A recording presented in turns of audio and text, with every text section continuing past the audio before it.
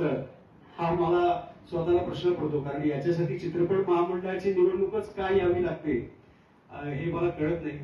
कारण गेली खूप वर्ष काही चांगली कामं झाली. कोरोना काळामध्ये असेल किंवा ज्येष्ठ कलाकारांचा सन्मान असेल किंवा ज्येष्ठ कलाकारांच्या जे काय अडीअडचणी असतील त्या शासन दरबारी घेऊन जाणं असेल, वृद्ध कलाकारांच्या मानधन योजना असतील किंवा मराठी कलाकारांसाठी क्रिकेट लीगची स्थापना असेल, छत्री वाटप असेल, ब्लँकेट वाटप असेल, अशा असंख्य गोष्टी. मी इतका मोठा नाहीये, आपण कोणीतरी एक माध्यम असतो आणि परमेश्वर आपल्याकडनं ते करून घेत असतो. सो अशा बऱ्याचशा गोष्टी एक कलाकार काम करत असताना मी माझ्या कलाकारांसाठी आणि पडद्यामागच्या कलाकारांसाठी करण्याचा प्रयत्न करतो आहे. गेल्या 10 वर्षात, मी 10 वर्षात नाही म्हणणार, 7.5 वर्षात. कारण 7.5 वर्ष मी संचालक, विजय पाटकर सर संचालक होते, मग त्यांना फेर मतमोजणी झाली आणि त्याच्यात मी निवडून आलो. तर गेल्या 7.5 वर्षात मी मेघराजविषयी बोलतात म्हणून मी अजून जास्त वेळ घेणार नाही. फक्त एवढंच सांगू इच्छितो की आम्ही मेघराजजी यांच्या नेतृत्वात सगळे उभे आहोत आणि मेघराजजी हे पुण्याचे आहेत आणि पुणेकर पत्रकार म्हणून तुम्ही मेघराजजींचे वाटतं. कारण कोल्हापूर मध्ये अशी परिस्थिती आहे की तिकडचं जे काय राजकारण आहे हे मी तुम्हाला नव्याने सांगायची गरज नाही. कारण सतत गेल्या 7.5 वर्षात सगळ्यात जास्त वेळ हा आमचं कोर्ट कचेरी करण्यामध्येच गेलेला आहे.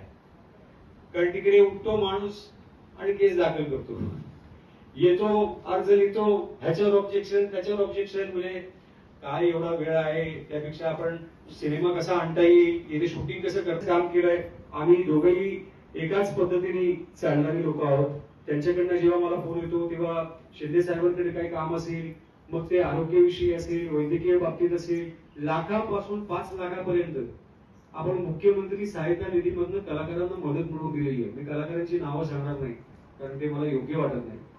हॉस्पिटलला कोणाचा पाय फ्रॅक्चर झालाय, कोणाला कॅन्सर पर्यंत.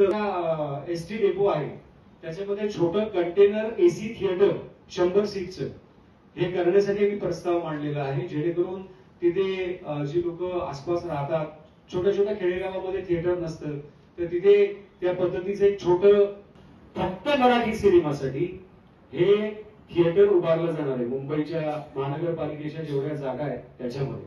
तर हे सगळं काम आम्ही सत्तेमध्ये असल्यामुळे, सरकारमध्ये असल्यामुळे आणि या सगळ्या गोष्टींचा तत्कालीन मुख्यमंत्री एकनाथजी शिंदे साहेब यांच्या माध्यमातून 10 करोड रुपयाचा निधी, पहिला 10 करोड रुपयाचा निधी हा अखिल भारतीय मराठी नाट्य परिषदेला आपण मिळवून दिला. सो अशी खूप कामं करण्यासाठी दर्शन या विभागातून समर्थ पॅनल तर्फे उभा आहे. लहानपणी शिवाजीनगर गावठाणात जंगली महाराज मंदिराच्या भारुडातनं सुरू झालेला प्रवास आज यांच्या पॅनलच्या दिग्दर्शनापर्यंत येऊन पोहोचलेला आहे. सांगायची गोष्ट अशी आहे की 15 वर्षापूर्वी हा आमचा एकलव्य असं मी यांना डिक्लेअर केलं होतं आणि आमचे जे 2 द्रोणाचार्य आहेत त्यांना असं म्हटलं होतं की बाबांनो, हा आमचा एकलव्य आहे, त्याला तुम्ही फक्त अंगठा मागू नका. अहो, त्यांनी त्याची मानेवरच पाय दिला. असे द्रोणाचार्य आमचे